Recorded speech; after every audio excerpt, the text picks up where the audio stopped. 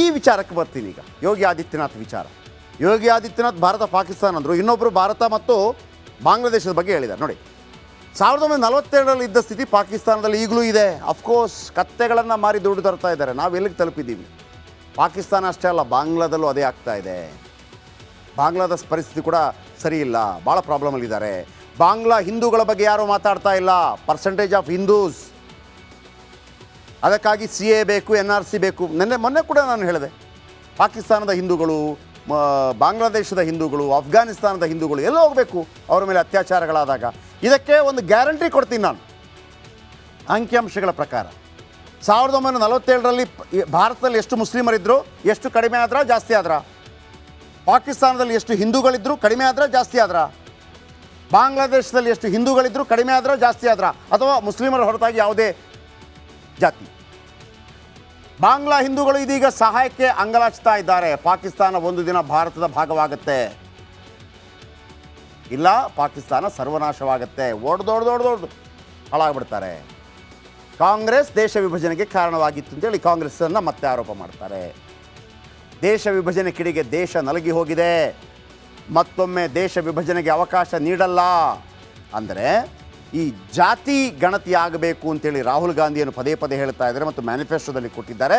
ನೀವು ಜಾತಿ ಗಣತಿ ಮಾಡೋ ಮುಖಾಂತರ ಮತ್ತೊಮ್ಮೆ ಭಾರತ ಪಾಕಿಸ್ತಾನ ಹೇಗೆ ಧರ್ಮಾಧಾರಿತವಾಗಿ ವಿಭಜನೆ ಆಯಿತೋ ಅದನ್ನೇ ಮಾಡುವಂಥ ಪ್ರಯತ್ನ ಮಾಡ್ತಾ ಇದ್ದೀರಿ ಅಂತೇಳಿ ಉಗ್ರವಾಗಿ ಟೀಕಿಸಿದ್ದಾರೆ. ಅಲ್ಪಮತೀಯ ಸಿದ್ಧಾಂತವಾದಿಗಳು ಹೇಳೋದು ಹೌದಾ? ಹಾಗಿದ್ರೆ ನಿಮ್ಮ ನರೇಂದ್ರ ಮೋದಿ ಪ್ರಧಾನಿನೇ ಆಗೋದಿಲ್ಲ? ಅಲ್ಲೇ 24 ಕೋಟಿ ಮುಸ್ಲಿಮರು ಸೇರಿದರೆ, ಇಲ್ಲಿ 24 ಕೋಟಿ ಮುಸ್ಲಿಮರು ಸೇರಿದರೆ 48 ಕೋಟಿ ಮುಸ್ಲಿಮರಾಗ್ತಾರೆ, ಹೆಂಗಾಗ್ತಾರೆ? ಈ ರೀತಿಯ ಚರ್ಚೆಗಳು, ವ್ಯಂಗ್ಯಗಳೆಲ್ಲ ಶುರುವಾಗುತ್ತೆ. ಇವೆಲ್ಲದರ ಹೊರತಾಗಿ ನಾವು ಇವತ್ತೊಂದು ಕಾರ್ಯಕ್ರಮ ಮಾಡಿದ್ವಿ, ಭಾರತ ಪಾಕಿಸ್ತಾನ ಮತ್ತು ಬಾಂಗ್ಲಾದೇಶ ವಿಲೀನವಾದರೆ ಏನಾಗುತ್ತೆ ಅಂತೇಳಿ. ಬಹುಶಃ ಭಾಳ ಇಂಟ್ರೆಸ್ಟಿಂಗ್ ಆಗಿರ್ಬೋದು. ಈಗ ವೆರಿ ಇಂಟ್ರೆಸ್ಟಿಂಗ್ ಪಾಯಿಂಟಿಗೆ ಬರ್ತೀನಿ. ಒಂದು ಕ್ರಿಕೆಟ್ ಟೀಮ್ ಮಾಡೋಣ, ಸೂಪರ್ 11. ನೀವು ಮಾಡ್ಕೊಳ್ಳಿ. ಇದು ನಾವು ಮಾಡಿರೋದು, ನೀವು ಮಾಡ್ಕೊಳ್ಳಿ. ನಾವು ಯೂಟ್ಯೂಬಲ್ಲಿ ಹಾಕ್ತೀವಿ, ನೀವು ಯಾರನ್ನು ಸೆಲೆಕ್ಟ್ ಮಾಡ್ತೀರಿ ನೋಡೋಣ. ಸೂಪರ್ ಆಗಿರುವ ಟೀಮ್ ರೆಡಿ ಮಾಡಿದರೆ ನಾಳೆ ಬೇಕಿದ್ರೆ 2 ತಗೋತೀನಿ ಅದನ್ನು ಕರ್ನಾಟಕ ಪ್ರೈಮ್ ಟೈಮ್ನಲ್ಲಿ. ತುಂಬ ಜನಕ್ಕೆ ಭಾರತ ಪಾಕಿಸ್ತಾನ ಬಾಂಗ್ಲಾದೇಶಗಳು ಸೇರಿದರೆ ಕ್ರೀಡಾ ಕ್ಷೇತ್ರದಲ್ಲಿ ಎಂತೆಂಥ ಸಾಧನೆ ಮಾಡ್ತಾಯಿದ್ರು ಅನ್ನೋ ಕುತೂಹಲ ಇದ್ದೇ ಇದೆ. ಕ್ರಿಕೆಟ್ ಬಗ್ಗೆ ಎಲ್ರಿಗೂ ಇದೆ. ಅದರಲ್ಲೂ ಭಾರತ ಪಾಕಿಸ್ತಾನ ಕ್ರಿಕೆಟ್ ತಂಡಗಳ ಮುಂದೆ ಯಾವ ದೇಶವೂ ನಿಲ್ತಾ ಇರಲಿಲ್ಲ ಅಲ್ವಾ? ಬಾಂಗ್ಲಾದೇಶ ಕೂಡ ಒಂದು 10% ಸೇರಿಸ್ಕೊಳ್ಳೋಣ. ಈಗ ನಾನೊಂದು ರೆಡಿ ಮಾಡ್ತೀನಿ ಟೀಮ್, ಹಳೆ ಟೀಮ್ ಮತ್ತು ಹೊಸ ಟೀಮ್. ನೀವು ನಿಮ್ಮ ಟೀಮ್ ಮಾಡಿ, ಏನು ತೊಂದರೆ ಇಲ್ಲ. ನೋಡಿ, ಒಂದು ವೇಳೆ ಭಾರತ ಪಾಕಿಸ್ತಾನ ಬಾಂಗ್ಲಾದೇಶ ಜೊತೆಯಾಗಿದ್ದರೆ ಅಖಂಡ ಭಾರತ 6 ವಿಶ್ವಕಪ್ ಗೆದ್ದಿರೋದು ನಮ್ಮ ದೇಶ. 6 ವಿಶ್ವಕಪ್. 1992 ಬಹುಶಃ ಇಮ್ರಾನ್ ಖಾನ್ ತಂಡದ ಕ್ಯಾಪ್ಟನ್ ಆಗ್ತಾ ಇದ್ರೇನೋ ಗೊತ್ತಿಲ್ಲ. ಭಾರತಕ್ಕಾಗಿ ಇಮ್ರಾನ್ ಖಾನ್ ಕಪ್ ಗೆಲ್ತಾ ಇದ್ರೇನು. ಆಮೇಲೆ ಪಾಕಿಸ್ತಾನ ಸೋತಾಗ TV ಹೊಡೆಯೋದು ತಪ್ಪಾಯ್ತು. ಎಷ್ಟು TV? ಒಲಿಂಪಿಕ್ಸ್ನಲ್ಲಿ ಅರ್ಷಮ್ ನದೀಮ್ ಚಿನ್ನ ಗೆದ್ರಲ್ಲ, ಅದು ಭಾರತಕ್ಕೆ ಆಗ್ತಾಯಿತ್ತು. ಚಿನ್ನವೂ ನಮ್ಮದೇ, ಬೆಳ್ಳಿನೂ ನಮ್ಮದೇ ಆಗ್ತಾಯಿತ್ತು. ಬನ್ನಿ ಟೀಮ್ ಹೇಳ್ತೀನಿ ನೋಡಿ. ಹಾಂ, ಹಳೆ ಟೀಮ್ ತಗೊಳ್ಳಿ first.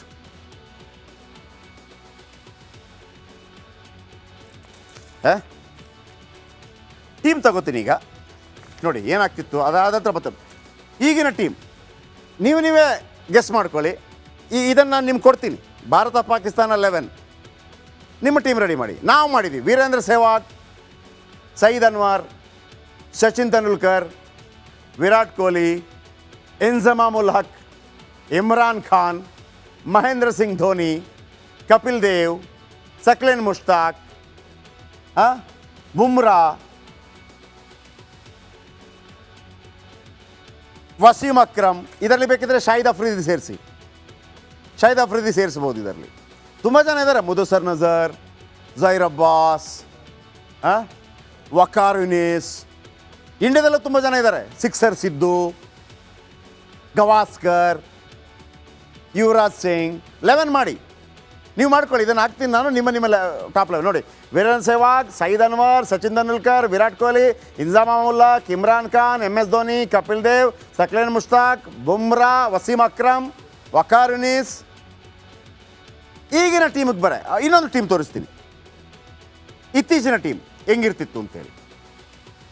Okay, Rohit Sharma captain, Babar Azam ಕಲ್ಪಿಸ್ಕೊಳ್ಳಿ, ವಿರಾಟ್ ಕೊಹ್ಲಿ, ಸೂರ್ಯಕುಮಾರ್ ಯಾದವ್, ಮೊಹಮ್ಮದ್ ರಿಜ್ವಾನ್ ವಿಕೆಟ್ ಕೀಪರ್, ಹಾರ್ದಿಕ್ ಪಾಂಡ್ಯ, ರವೀಂದ್ರ ಜಡೇಜಾ, ಶಕೀಬ್ ಅಲ್ ಹಸನ್, ಮೊಹಮ್ಮದ್ ಶಮಿ, ಶೈನ್ ಶಾ ಅಫ್ರಿದಿ, ಬುಮ್ರಾ ನಿಮ್ಮ ಟೀಮು ಮಾಡಿ ಅಲ್ವಾ? ನೀವು ಕಲ್ಪಿಸ್ಕೊಳ್ಳಿ, ಸಾಧ್ಯ ಇರ್ತಿತ್ತಲ್ವಾ?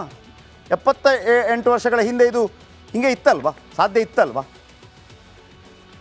ಅಖಂಡ ಭಾರತ ಈಗಲೂ ಇದ್ದಿದ್ರೆ ಇದೊಂದು ನಮ್ಮ ಕಲ್ಪನೆ. ಈ ಕಲ್ಪನೆಗೆ ಯಾಕೆ ಬಂತು ಅಂದರೆ ಇವತ್ತು ಯೋಗಿ ಆದಿತ್ಯನಾಥ್ ಇವತ್ತೆಲ್ಲ ನಾಳೆ ಪಾಕಿಸ್ತಾನ ನಮಗೆ ಸೇರತ್ತೆ, ಸಿಂಧ್ ಬಲೂಚಿಸ್ತಾನದಲ್ಲಿ ಗಲಾಟೆ ಆಗ್ತಾ ಇದೆ. ಆಮೇಲೆ ಇನ್ನೊಬ್ಬರು ನಾಯಕರು, ಮುಸ್ಲಿಂ ನಾಯಕರು ಹೇಳಿದ್ರೆ ಬಾಂಗ್ಲಾದೇಶನ ಸೇರಿಸ್ಕೊಂಡ್ಬಿಡಿ ಸರ್ ನಮ್ಮ ಜೊತೆ ಅಂತೇಳಿ. ಆಮೇಲೆ ಒಂದು ರಾಷ್ಟ್ರೀಯ ಸ್ವಯಂ ಸೇವಕ ಸಂಘಕ್ಕೆ ಈಗಲೂ ಒಂದು ಅಪಾರವಾದಂಥ ಅಚಲವಾದಂಥ ಒಂದು ವಿಶ್ವಾಸ ಇದೆಯಂತೆ. ಒಂದಲ್ಲ ಇವತ್ತೆಲ್ಲ ನಾಳೆ ಅದು ಅಖಂಡ ಭಾರತ ಆಗುತ್ತೆ ಅಂತೇಳಿ. ಆ ಸಂದರ್ಭದಲ್ಲಿ ನಮ್ಮದೊಂದು ಕಲ್ಪನೆ, ಟೀಮ್ ಹೇಗಿರ್ತಿತ್ತು ಅಂತೇಳಿ. ನಿಮ್ಮ ಟೀಮ್ ಕೂಡ ರೆಡಿ ಮಾಡಿ. ಓಕೆ ಟೀಮ್ ರೆಡಿ ಮಾಡಿ ಬನ್ನಿ. ಇದರ ಬಗ್ಗೆ ನಿಮಗೆ ಇಂಟ್ರೆಸ್ಟಿಂಗ್ ಆಗಿರೋ ಕೆಲವು ಮಾಹಿತಿ ತಂದಿದ್ದೀನಿ. ಆದರೆ ಒಂದು ಕ್ರಿಕೆಟ್ ಟೀಮ್ ವಿಚಾರ ಬಂದಾಗ ನೀವು ಕೂಡ ಒಂದು ಕ್ರಿಕೆಟ್ ಟೀಮ್ ರೆಡಿ ಮಾಡಬೇಕು. ಹಳೆ ಟೀಮ್ ಒಂದು, ಹೊಸ ಟೀಮ್ ಒಂದು. ಅಂದರೆ ಇಮ್ರಾನ್ ಖಾನ್, ಕಪಿಲ್ ದೇವ್ ಇದ್ದ ಟೀಮ್ ಆ ಟೈಮ್ ಒಂದು, ಈಗಿನ ಟೀಮ್ ಒಂದು, ವಿರಾಟ್ ಕೊಹ್ಲಿ ಈಗಿರುವಂಥವರು ಅವರನ್ನು ಸೇರಿಸಿ ನೋಡಿ. ಭಾರತ ಜನಸಂಖ್ಯೆ ಎಷ್ಟು? 145 ಕೋಟಿ. ಪಾಕಿಸ್ತಾನ ಜನಸಂಖ್ಯೆ 24 ಕೋಟಿ. ಬಾಂಗ್ಲಾದೇಶ 17 ಕೋಟಿ. ಸದ್ಯ ಜನಸಂಖ್ಯೆಯಲ್ಲಿ ಭಾರತ ನಂಬರ್ 1 ಆಲ್ರೆಡಿ ಇದೆ. ಇವರೆಲ್ಲ ಸೇರಿದರೆ ಎಷ್ಟಾಗ್ತಾ ಇತ್ತು? 145 + 24 + 17 185 ಕೋಟಿ ಆಗ್ತಾಯಿತ್ತು. ಜನಸಂಖ್ಯೆಯಲ್ಲಿ ವಿಶ್ವದಲ್ಲೇ ನಂಬರ್ 1, ಈಗಲೂ ನಂಬರ್ 1, ಆಗಲೂ ನಂಬರ್ 1, ಎಲ್ಲ ನಂಬರ್ 1. ಇನ್ನು ಅಖಂಡ ಭಾರತವಾಗಿದ್ದರೂ ಜನಸಂಖ್ಯೆಯಲ್ಲಿ ನಾವು ನಂಬರ್ 1 ಆಗ್ತಾ ಇದ್ವಿ. ಒಟ್ಟಾರೆ ಭಾರತ ಜನಸಂಖ್ಯೆ 186 ಕೋಟಿ ಆಗ್ತಾ ಇತ್ತು. ಒಂದು ವೇಳೆ ನಾವು ಈಗಲೂ ಕೂಡ ಅಖಂಡವಾಗಿದ್ದಿದ್ರೆ 4 ಯುದ್ಧ ನಡೀತಾ ಇರಲಿಲ್ಲ. 4 ಯುದ್ಧ ನಡೀತಾ ಇರಲಿಲ್ಲ. ಆಗಲಿ ಬಿಡ್ರಿ 4 ಯುದ್ಧ ಅಂತ ನೀವು ಹೇಳ್ಬೋದು. ನೋ, ನಾನು ಅದನ್ನು ಹೇಳ್ತಾ ಇಲ್ಲ. ಈ 4 ಯುದ್ಧದಲ್ಲಿ ಒಟ್ಟಾರೆಯಾಗಿ 1 ಲಕ್ಷಕ್ಕೂ ಹೆಚ್ಚು ಯೋಧರು ಹುತಾತ್ಮರಾಗಿದ್ದಾರೆ. ಆ 1 ಲಕ್ಷ ಯೋಧರು ಇವತ್ತು ಬದುಕಿರ್ತಾ ಇದ್ರು ಅಥವಾ ಹುತಾತ್ಮರಾಗ್ತಾ ಇರಲಿಲ್ಲ. ಇನ್ನು ಇಲ್ಲಿ ನೋಡಿ, ಮುಸ್ಲಿಂ ಜನಸಂಖ್ಯೆ ಭಾರತದಲ್ಲಿ ಈಗ 21 ಕೋಟಿ ಇದ್ದಾರೆ, ಪಾಕಿಸ್ತಾನದಲ್ಲಿ 21 ಕೋಟಿ ಇದ್ದಾರೆ, ಬಾಂಗ್ಲಾದೇಶದಲ್ಲಿ 15 ಕೋಟಿ ಇದ್ದಾರೆ. ಒಂದು ವೇಳೆ ಅಖಂಡ ಭಾರತ ಈಗಲೂ ಇರ್ತಾ ಇದ್ದರೆ ಇಡೀ ವಿಶ್ವದಲ್ಲಿ ಮುಸ್ಲಿಮರು ಅತೀ ಹೆಚ್ಚಿರುವಂಥ ದೇಶ ಯಾವುದಾದಿದ್ದರೆ ಅದು ಭಾರತವಾಗಿರ್ತಾ ಇತ್ತು. ಭಾರತಕ್ಕಿಂತ ಪಾಕಿಸ್ತಾನದಲ್ಲಿ ಕೊಂಚ ಹೆಚ್ಚಿದ್ದಾರೆ ಮುಸ್ಲಿಂ. ನಮ್ಮದು 21 ಕೋಟಿ ಅಂದರೆ ಅವ್ರದ್ದು 24 ಕೋಟಿ. 3 ದೇಶ ಸೇರಿ 57 ಕೋಟಿ ಮುಸ್ಲಿಮರಾಗ್ತಾ ಇದ್ರು. 57 ಕೋಟಿ ಮುಸ್ಲಿಮರು ವಿಶ್ವದ ಯಾವುದೇ ದೇಶದಲ್ಲಿ ಈಗಲೂ ಇಲ್ಲ. ನಮ್ಮ 25 ಕೋಟಿ ಇದೆಯಲ್ಲ ಭಾರತ ದೇಶದಲ್ಲಿರುವಂಥ ಜನಸಂಖ್ಯೆ, ಎಲ್ಲೂ ಇಲ್ಲ. ಮುಸ್ಲಿಮರು 57 ಕೋಟಿ ಆಗ್ತಾಯಿದ್ರು. ಈಗ ಪ್ಲಸ್ ಮೈನಸ್ ಎಲ್ಲ ಕೆಲವರ ಲೆಕ್ಕಾಚಾರ ಹಾಕೋಕೆ ಶುರು ಮಾಡ್ಕೊಳ್ಳಿ. ಇನ್ನು GDPಗೆ ಬರ್ತೀನಿ. GDP ಭಾರತದ GDP 269.5 ಲಕ್ಷ ಕೋಟಿ, ಪಾಕಿಸ್ತಾನದ 28.2 ಲಕ್ಷ ಕೋಟಿ, ಬಾಂಗ್ಲಾದೇಶದ್ದು 38 ಲಕ್ಷ ಕೋಟಿ. 3 ದೇಶ ಸೇರಿದರೆ 336 ಲಕ್ಷ ಕೋಟಿ ಆರ್ಥಿಕತೆ. ಅಂದರೆ ನಾವು ಭಾರತ ಜಗತ್ತಿನ 3ನೇ ದೊಡ್ಡ ಆರ್ಥಿಕ ಶಕ್ತಿ ಆಗ್ತಾ ಇತ್ತು. ಇವರಿಲ್ಲದೆ ಕೂಡ ಆಗ್ತೀವಿ ನಾವು, ಸ್ವಲ್ಪ ಟೈಮ್ ಹಿಡಿಯುತ್ತೆ ಅಷ್ಟೇ. ಆದರೆ ಆಗ್ಬಿಡ್ತಾ ಇತ್ತು. ಆಮೇಲೆ ನಾವು KGF ಬಗ್ಗೆ ಮಾತಾಡ್ತೀವಿ, ಬೇರೆ ಬೇರೆ ಬಗ್ಗೆ. ಪಾಕಿಸ್ತಾನದ ಬಲೂಚಿಸ್ತಾನದಲ್ಲಿ ಚಿನ್ನ ಇದೆ, ಚಿನ್ನ, ತಾಮ್ರ ಭಂಡಾರ ಇದೆ, ಅದೆಲ್ಲವೂ ಕೂಡ ಭಾರತಕ್ಕೆ ಆಗ್ಬಿಡ್ತಾ ಇತ್ತು. ಆಮೇಲೆ ಬಾಂಗ್ಲಾದೇಶ 85% ಟೆಕ್ಸ್ಟೈಲ್ಸ್ ಉದ್ದಿಮೆ.